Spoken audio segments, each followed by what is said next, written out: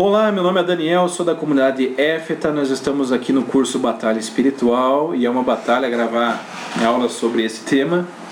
E vamos falar hoje, na primeira aula de Batalha Espiritual, de um tema muito interessante. Por que batalha espiritual? Porque é um tema que nós vamos falar do nosso adversário, do inimigo de Deus, que é o demônio, Satanás, os anjos caídos, né? Na verdade, o diabo é o chefe, demônios são os seus seguidores. E é muito oportuno falar nisso porque algumas pessoas já pensam que ele não existe, que ele é uma figura da Idade Média, ou que os supostos casos de possessão no Evangelho eram casos de doenças incuráveis, ou doenças que a medicina não conhecia. Eu já vi numa aula de teologia que às vezes quando se falava em legião na Bíblia, era a legião romana, mas nada disso é verdadeiro. Nada disso está em conformidade com o ensino da igreja. A igreja católica, ela acredita na existência dos demônios, sempre acreditou. Alguns teólogos falam que não existe, infelizmente, já divulgam esse racionalismo, e isso é muito perigoso. Uma pesquisa feita no Brasil revelou algo alarmante: 50% das pessoas não acreditam na existência dos demônios. Você vai dizer, sim, mas e daí? O que eu ganho acreditando no demônio? Olha, não ganha absolutamente nada, porém você evita muitas coisas. Para nós, é lógico que o centro da fé é o nosso Senhor e Salvador Jesus Cristo. Ele é o centro da fé, Ele é o centro da Palavra de Deus, Ele é o centro da Bíblia, e deve ser o centro da nossa adoração, das atenções. Então, as pessoas falam, mas não faz do diabo, divulgar o diabo. Eu acho que tem duas coisas ruins: colocar o diabo em todos os lugares, dizer que tudo que acontece é culpa do demônio, ver pelo em ovo, tudo que acontece é culpa do demônio. É trágico quando o cristão chega a esse nível. Mas também é trágico quando a gente ignora a existência do demônio. Por quê? É semelhante à pessoa que numa cidade pequena deixa a porta aberta do carro, ou a chave na ignição, ou as janelas abertas da casa, porque ela acha que ali não existem ladrões. E aí o ladrão fica livre para agir. Também na nossa vida espiritual é assim. Nós não precisamos ter medo, paranoia com o inimigo de Deus, mas ao mesmo tempo devemos ter respeito, não a ele, mas à atuação dele. Se a gente deixar a janela aberta, fresta na nossa vida espiritual, principalmente acreditando que ele não existe, é bem possível que ele tenha mais espaço para agir no mundo. Para você ter ideia, o filme Exorcista, quando foi gravado, baseado em fatos reais, o cenário queimou, se não me engano, 2 vezes, pegou fogo no cenário inteiro. Por que isso? Sem explicações naturais. Por quê? Porque o inimigo não quer que as pessoas acreditem que ele é verdadeiro. O principal trunfo do maligno é que as pessoas achem que ele é uma ficção, que ele não existe, que é obra da Idade Média, que é invenção da igreja para botar medo, para controlar os fiéis. Isso não é verdade, o demônio existe, infelizmente. Agora, como Deus pode ter criado algo ruim? Se Deus é tão bom, como Deus pode ter criado algo ruim?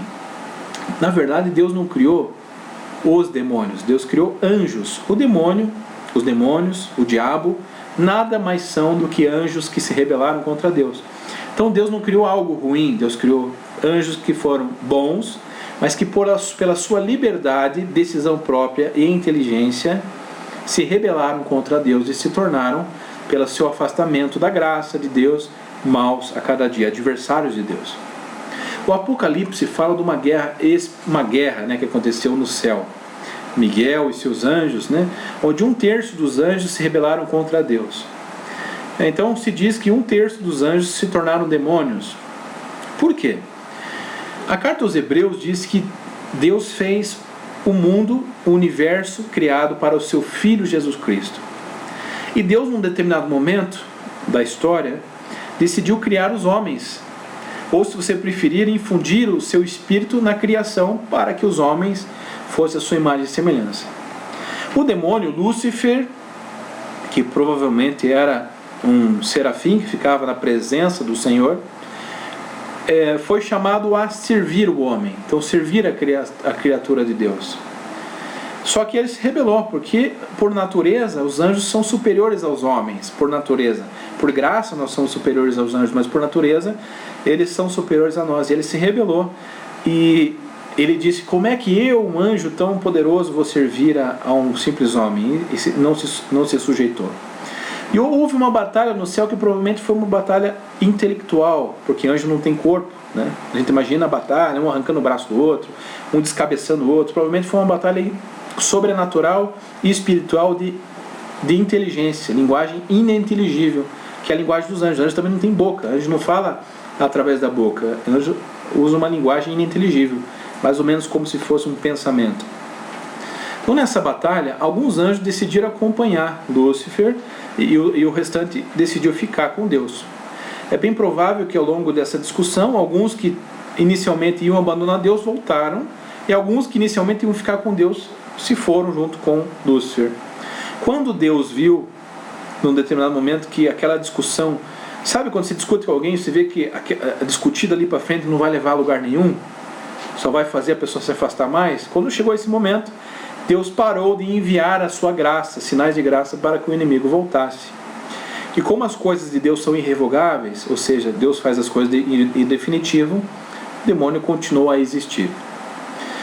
Jesus Cristo chama ele de príncipe deste mundo. Quando Jesus Cristo é tentado no deserto, tentação no deserto de Cristo, o demônio aparece para ele e diz assim: tudo isso, uma das tentações é: tudo isso é meu, e eu entrego, me foi dado, diz o demônio, e eu entrego a quem eu quiser. Se você se prostrar diante de mim, todos esses reinos serão teus. Jesus Cristo não fala: não, isso não é teu, ou desmente, ou chama de mentiroso. Jesus Cristo fala: somente adorarás o Senhor teu Deus. Ou seja, Jesus Cristo confirma que realmente ele é o príncipe desse mundo. Ou seja, o mundo, nosso mundo, não é um terreno neutro. O nosso mundo não é, ao contrário que as pessoas pensam, um terreno neutro. É um terreno onde o adversário, claro, já vencido pela cruz, ainda, até que Jesus Cristo volte a segunda vez, está operando. E uma das principais maneiras dele operar é fazer as pessoas não acreditem que ele exista. Então veja, não se trata nesse curso de colocar o demônio em primeiro lugar, ou de te causar medo. Quem tem que ter medo dos cristãos é o próprio demônio, porque nós estamos unidos a Jesus Cristo. O menor anjo de Jesus Cristo pode ordenar em nome de Jesus o inferno inteiro a se sujeitar. Por quê? Porque está com Jesus. Ao nome de Jesus se dobram no céu, na terra e nos infernos os joelhos, diz a carta aos Filipenses, capítulo 2. Então, ao nome de Jesus, os demônios nos obedecem. Jesus Cristo diz assim: não fiquem alegres por seus avós, porque os demônios vos obedecem, mas porque vocês têm o nome no céu. Seus nomes estão escritos no céu, ou seja, se alegrem porque vocês vão ser salvos do jeito que vocês estão vivendo. Então não devemos ter medo do demônio. A palavra diabo aparece 431 vezes na Sagrada Escritura, e a palavra espírito impuro 85 vezes na Sagrada Escritura. Mais de 550 situações, 520 situações. Isso mostra que para a Sagrada Escritura, para a revelação, palavra inspirada por Deus, o demônio é um ser que merece um certo estudo, um certo respeito.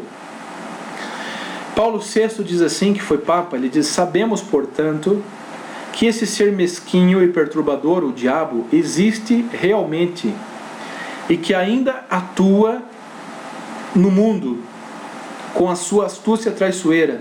É o inimigo oculto que semeia erros, desgraças na história humana. Ainda tem uma citação aqui de João Paulo II, no dia 24 de maio de 1987. Ele diz assim: o demônio continua vivo e ativo no mundo.